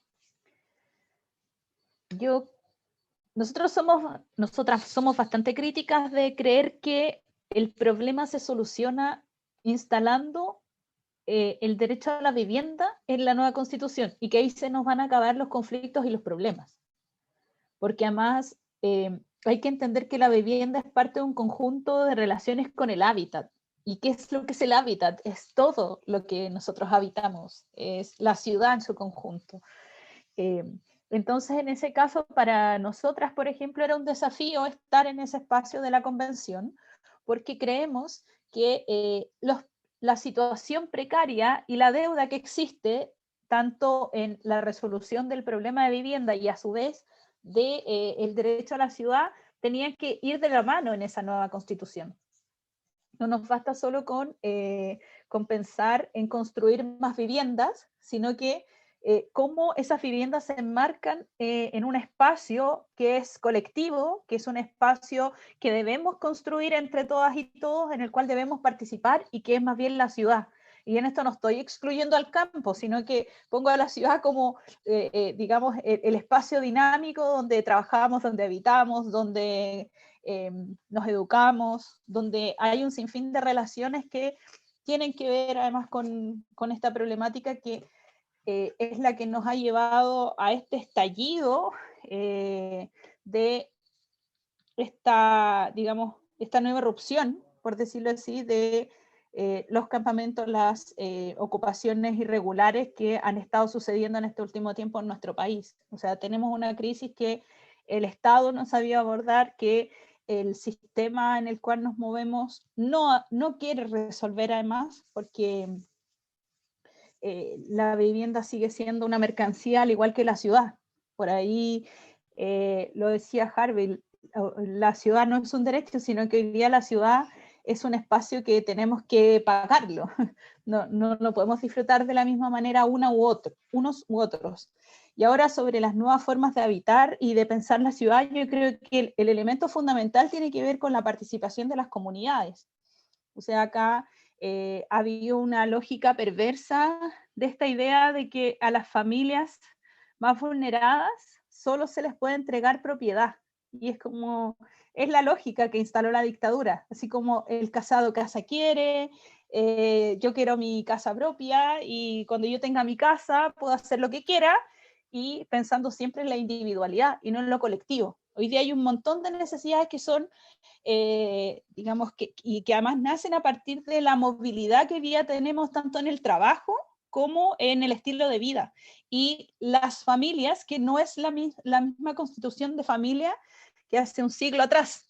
Entonces las necesidades son distintas y de esa misma forma debemos ir pensando en cómo estas nuevas formas de habitar se adaptan a este siglo y eso tiene que ver principalmente con que los habitantes, las habitantes puedan participar de la planificación de la ciudad, del desarrollo de la ciudad. Y sacar de la lógica, digamos, digamos, de solo entregar patrimonio como la única solución posible a las familias. Hoy día tenemos a lo largo de nuestro país cooperativas de vivienda que están mostrando una forma distinta de ver la propiedad como una cuestión más colectiva y que yo creo que es tremendamente innovador en este momento, que estamos discutiendo además formas distintas de establecer el hábitat. Por otro lado, bueno, lo hemos visto en el municipio de Recoleta, la instalación de esta inmobiliaria popular que entrega arriendo a precio justo a quienes lo necesitan en su propia comuna, para la comunidad. Entonces yo creo que esas lógicas van muy acorde con lo que se necesita hoy. No son aquí es como decir, no se acaba con eso, sino que hay que buscar más y por supuesto buscar la autogestión como parte también del proceso, porque hay una cosa que en la presentación yo no profundicé por el tiempo, pero este artículo del cual hablaba, el artículo 68, que reconocía la autogestión en el decreto de vivienda particularmente, que se instala paradójicamente en el primer gobierno de Sebastián Piñera, pero es eliminado por el segundo gobierno de la señora Michelle Bachelet. Hoy día, en estricto rigor y según la legislación, no existe ninguna posibilidad que los movimientos, que las organizaciones de pobladores puedan autogestionar su proyecto. Por eso el proyecto o el barrio Maestranza se instala como un hito importante, no solo en su construcción y en su participación, sino que también en esta idea de la autogestión que sí se hizo posible, a pesar de que no teníamos un marco regulatorio que así lo dispusiera.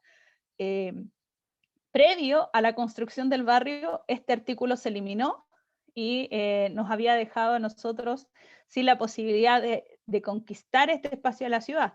Lo conseguimos gracias a la movilización, al trabajo constante de la organización, de las mujeres que lideramos este proceso, y por eso además es único en este país.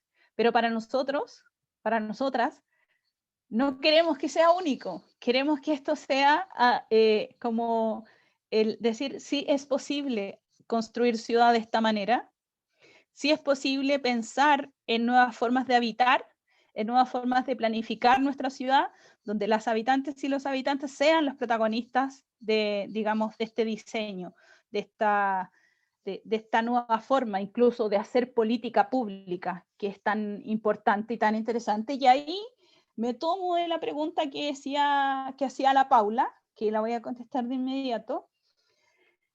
Para nosotros, y en particular como trabajadora social, la relación con la institucionalidad, en mi caso, ha sido súper, digamos,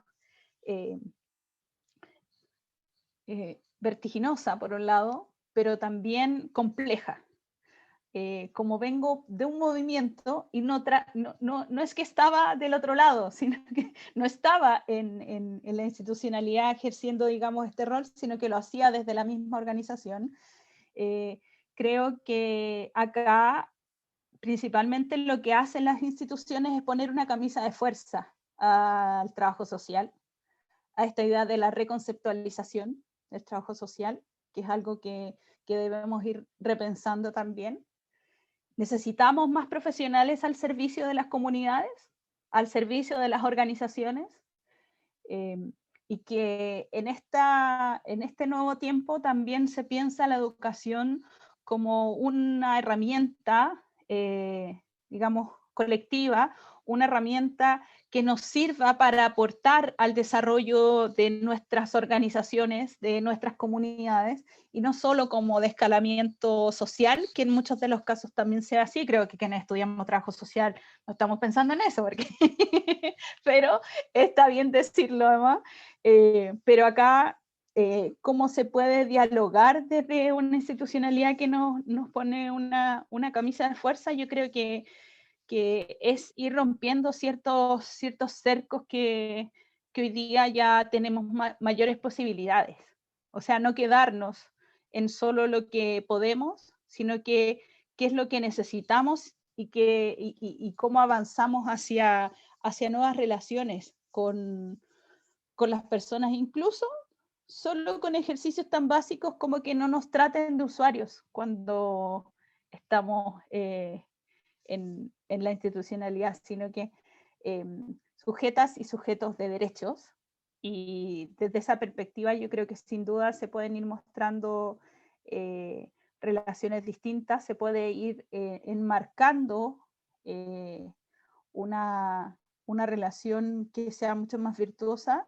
Y además yo tengo mucha esperanza de lo que se ha producido además en este tiempo, que tiene que ver con que la institucionalidad también se ha ido moviendo de cierta forma, se han ido moviendo los cimientos de esa institucionalidad que en algún momento nos decía que no podíamos salir a participar, que no tenían, incluso los profesionales no tenían derecho a sindicalizarse, digamos, a tener una participación política mucho más activa al interior de la institucionalidad. Yo creo que hoy día sí hay mejores posibilidades, y apuesto a que eso va a ir modificándose con el tiempo y vamos a lograr tener, digamos, una nueva forma de relación, pero insisto con la idea de que las profesionales y los profesionales, en este caso del área social, tienen que tener una mayor participación al interior de sus comunidades y también así con las organizaciones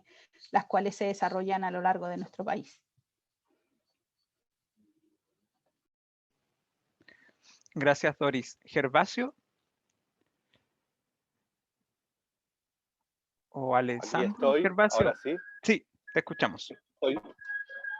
¿Me podrían repetir la pregunta, por favor?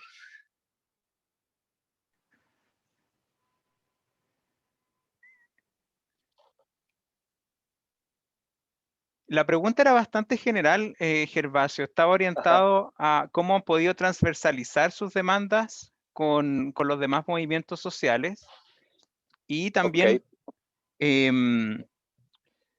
también cómo conciben el Estado y las políticas públicas en términos de si es que acaso es posible transformar desde ahí o es necesario ¿Cuáles son los espacios como de resistencia o de transformación que se pueden generar desde ahí? Bien, empiezo por la segunda, que me parece como un poco más concreta.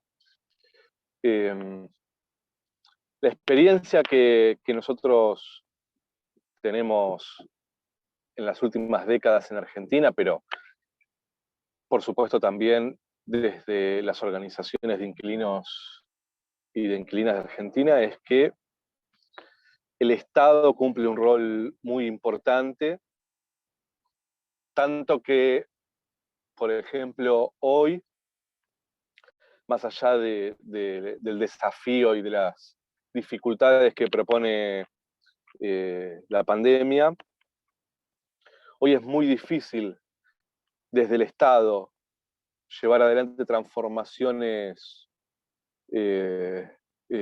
profundas, porque Argentina se encuentra en una de las situaciones más complejas en términos económicos. El Estado está prácticamente quebrado por la deuda con el Fondo Monetario, pero además el Estado ha sido desguazado por el último gobierno en Argentina, por Macri y la derecha. No solo ha sido desguazado en términos de política social, sino que también ha sido completamente cooptada la justicia por el poder económico, por la derecha. Y entonces es muy difícil llevar adelante transformaciones desde el Estado, porque hoy tenemos un poder que es el poder de los medios de comunicación, que hacen muy difícil la discusión pública. Por ejemplo, nosotros desde hace casi un año tenemos vigente la ley de alquileres, y los dos grandes medios de comunicación en Argentina, desde que se ha votado la ley, desde que está vigente la ley, todos los días plantean editoriales en contra de la ley de alquileres, a favor de la derogación de la ley, a favor de la lógica del mercado inmobiliario. Después el Poder Judicial es un poder que defiende sobre todo al poder económico del mercado inmobiliario, con el cual tiene muchísima relación.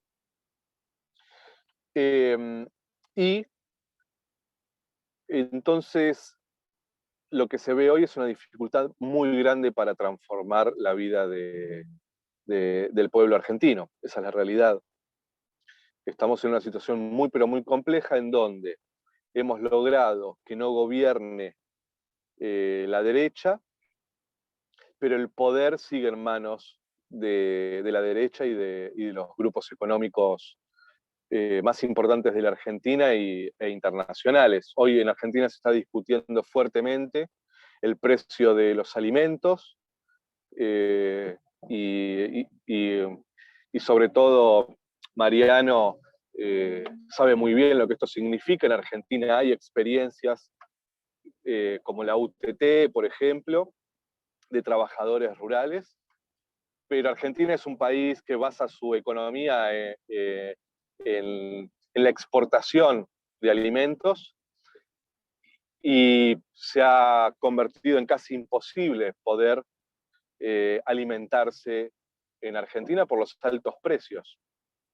Y el Estado trata de articular herramientas para frenar la especulación sobre los alimentos, y sin embargo esto es de muy difícil implementación, porque el Estado tiene pocas herramientas frente al poder real.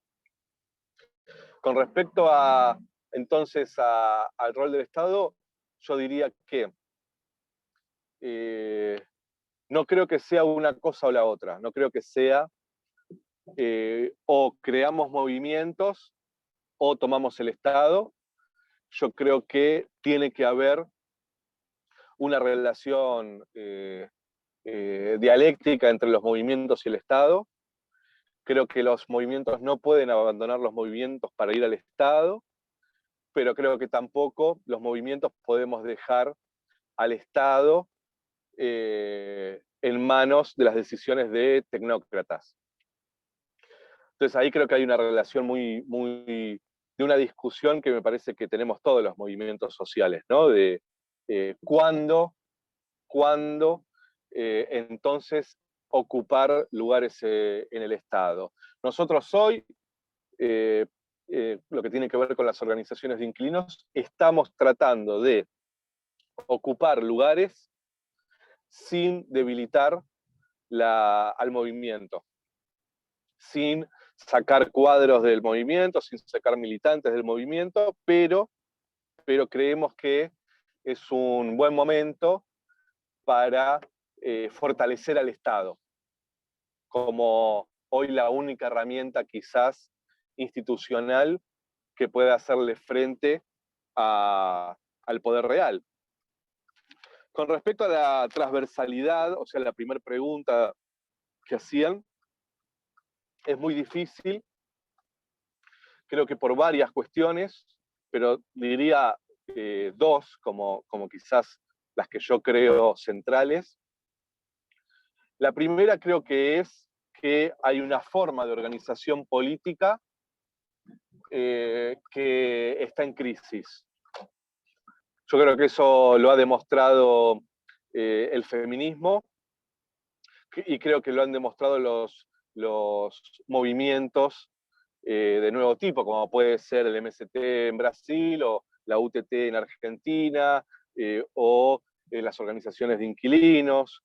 Creo que hay una forma de organización que estamos poniendo en crisis que tiene que ver con los viejos esquemas de los sindicatos de trabajadores, en donde muchos ya no son representados por trabajadores, sino por empresarios que se han convertido en empresarios, que tienen un esquema de organización muy cerrado, poco democrático, no muy abierto a las nuevas demandas, y que entonces para los nuevos movimientos es muy difícil poder articular con esos sectores.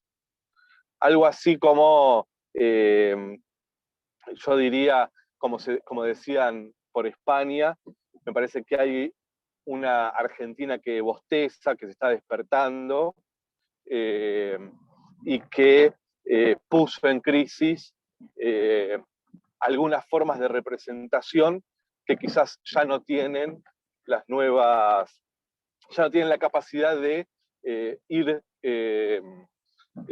ayornándose un poco a estos tiempos y a estas demandas. Eso por un lado.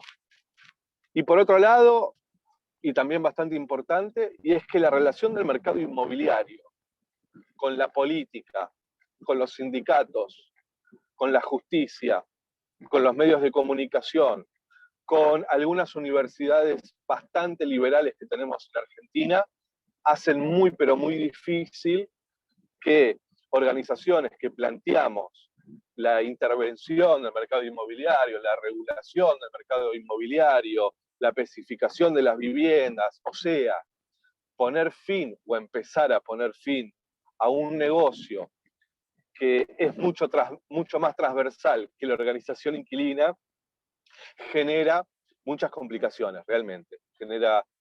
A nosotros nos cuesta mucho poder articular de forma transversal, más allá de algunos casos muy puntuales, como algunas universidades, algunas ONG, algunos sectores políticos. La verdad que nos cuesta. Ahora, donde no nos cuesta es con otros movimientos sociales, con el feminismo, con los trabajadores de la tierra, con movimientos de trabajadores excluidos, con movimientos de desocupados, con movimientos estudiantiles, con movimientos climáticos. Ahí todo pareciera ser un poco más fácil para la articulación y cuando nos ponemos a discutir, inclusive tenemos los mismos objetivos, ¿no? Que es discutir la renta, el extractivismo, como decía Doris. Nosotros discutimos la ciudad porque la ciudad como mercancía es un territorio de disputa, y otros movimientos, como el movimiento de trabajadores rurales, tienen el mismo planteo porque la tierra se ha convertido también en una mercancía y es un territorio de disputa, sobre todo en países como Brasil o Argentina, en donde Argentina, su modelo económico está basado en la exportación de commodities, como la soja, y entonces ahí creo que se nos es mucho más fácil articular en la medida en que representamos nuevas demandas, creo, de transformaciones profundas del modelo económico y social, y la verdad que ahí hemos encontrado un lugar de discusión y de fortalecimiento de las luchas de cada uno. Les doy un ejemplo muy concreto, pero nosotros estamos por firmar un convenio con la UTT, que es la Unión de Trabajadores de la Tierra, para que los inquilinos y las inquilinas puedan consumir productos de la UTT a un precio diferenciado de los que pueden estar al público, ¿sí? ¿Por qué? Porque nosotros creemos que los inquilinos y las inquilinas tienen que tener otros derechos, tienen que ampliar sus derechos, porque la mitad de los ingresos totales del hogar se destinan al pago del alquiler, y porque además esa alianza entre los que disputamos la ciudad y los que disputan la tierra, esa alianza es fundamental para construir no solo otro modelo económico, sino otro modelo político, que piense la articulación política en función de objetivos mucho más integrales y más transformadores que alianzas coyunturales o cortoplacistas o electorales. Creo que ahí hay un potencial muy grande. Y lo último, así no lo hago muy largo, discúlpenme, pero creo que también estos ámbitos, como el que ustedes me invitan, son fundamentales porque también nosotros tenemos que discutir alianza latinoamericana otra vez. Creo que lo que está sucediendo en Latinoamérica no sucede solo por un proceso que, por supuesto, tiene que ver con un proceso de Chile, por ejemplo, o un proceso en Colombia, pero creo que además hay un marco latinoamericano que nos obliga permanentemente a discutir entre nosotros, a tener mucho más diálogo entre nosotros, pero también a intentar, siempre que podamos, y con todo lo que podamos, lograr construir una red latinoamericana que discuta transformaciones de fondo para Latinoamérica, porque Latinoamérica en muchos momentos de la historia ha sido un faro para el mundo, ha sido un territorio de grandes transformaciones, y creo que como lo ha sido, lo podemos volver a hacer. Yo de eso estoy convencido. Creo que mientras vivimos el acontecimiento de nuevas derechas, mientras vemos un mundo que es cada vez más desigual, creo que mientras sucede eso, también sucede que Latinoamérica entra en movimiento, que empieza a suceder algo que no tiene que ver con cuestiones solo electorales, sino que estamos planteando transformaciones de fondo. Yo no sé no estoy tan seguro de que sea una crisis del capitalismo. Creo que la crisis del capitalismo se va a ver cuando el mundo empieza a ser menos desigual. Mientras el mundo sea cada vez más desigual, yo creo que en realidad lo que hay es una profundización del capitalismo, de la lógica capitalista. Ahora, lo que sí creo es que hay una crisis política, que hay una crisis de sentido, en donde ese sentido común que parecía abonar todo el tiempo el individualismo, la expulsión, la discriminación, el sálvese quien pueda, eso yo sí creo que está en crisis en Latinoamérica. Y creo que lo que estamos viviendo puede llegar a ser alguna semilla para que demos una discusión más en términos latinoamericanos. Por eso a mí me interesaba tanto estar en la charla, por lo que está sucediendo en Chile, porque sabemos de la violencia. Latinoamérica tiene una historia muy violenta, y sabemos del sufrimiento, pero también sabemos que hoy Chile está siendo un faro para el resto de los pueblos latinoamericanos, como también miramos con mucho interés lo que está sucediendo en Colombia, y creo que ahí nosotros también tenemos algún grado de responsabilidad en hacer todo lo que podamos para que la solidaridad sea latinoamericana y para que esa articulación de los movimientos sociales que ensayamos y practicamos en nuestros países se convierta en una articulación latinoamericana que lleve adelante procesos de transformación más profundos, porque todo proceso de transformación en este mundo globalizado tiene que ser un proceso de transformación regional. Lo ha demostrado Lula, Evo, Chávez, Néstor, Cristina. Ha demostrado una etapa de Latinoamérica que solo hay salida y solo hay un mundo más igualitario si Latinoamérica comparte un mismo proyecto. Bueno, la hice muy larga, les pido disculpas. Muchas gracias, Gervasio. Alessandro, no sé si te gustaría agregar algo más para ir cerrando el panel. Só quero agregar em relação à universidade, que eu creio que é muito importante que também nascemos o câmbio da universidade, não? Porque a universidade também é uma instituição, está e também hace parte do Estado. Então, assim como temos que disputar o Estado, a universidade também deve ser disputada, né? Ou seja, aqui em Brasil, né, temos um processo que é das universidades públicas, que é muito forte. Então, isso abre um campo, né, de atuação, não, em la dimensão da democracia por dentro da instituição. Então, eu não conosco muito a universidade em Chile, né, mas a forma como temos ocupado as universidades é justamente com cada vez mais com professores mais comprometidos com as lutas, que hace também uma disputa interna nas universidades para criar tanto cursos, né, de formação para atender las organizações sociais, como também programas de pós-grados e tudo.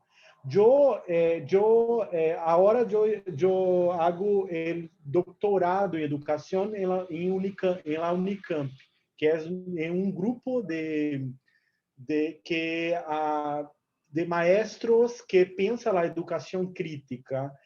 É muito importante nós ter esses espaços, não? E também ocupar as lideranças dos movimentos, ocupar esses espaços, tanto para contribuir com as lutas, mas também para ingressar nas próprias universidades e seguir fazendo esses processos de produção de conhecimento para a luta também. Então, eu creio que isso é muito importante. E no mais, também comparto com os demais companheiras que já falaram, mas sempre vamos ter contradições, ainda mais quando lidando com o Estado, porque o Estado ele está a serviço da burguesia, né? Então, sempre vamos estar fazendo, né, essa peleia.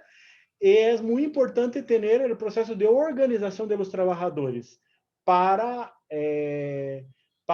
estar pressionando o Estado e também as pessoas que estão mesmo os que são de los movimentos, estão dentro do Estado para hacer avanços de conquistas para a luta dos trabalhadores. Então, é necessário que tenha a organização da classe obrera, né, e popular.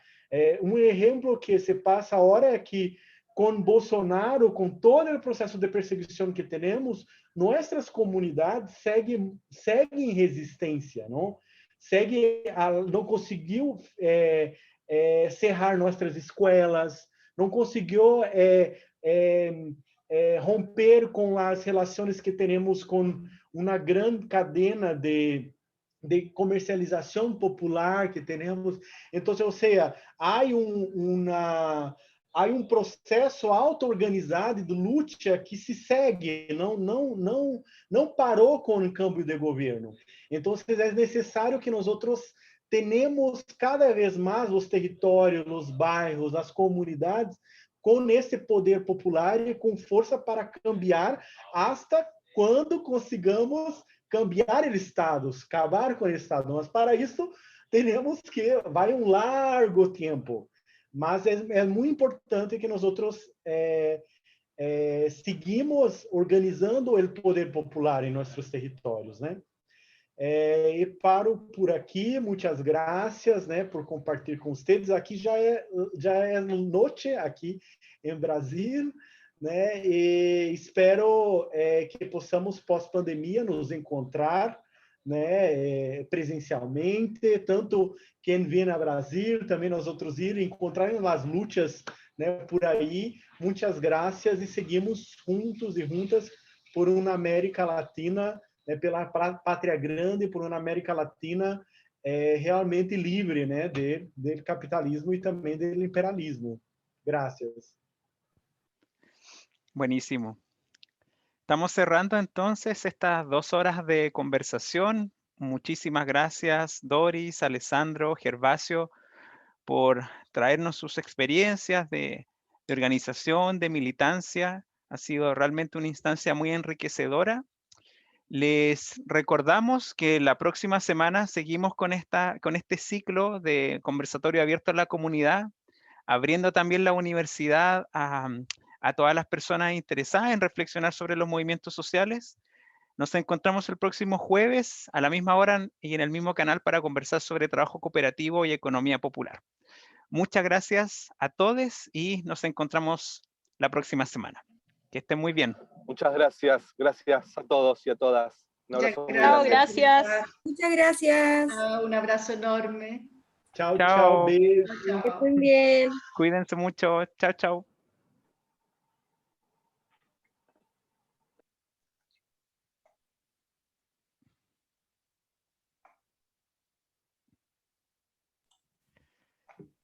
La grabación. ¿Sales?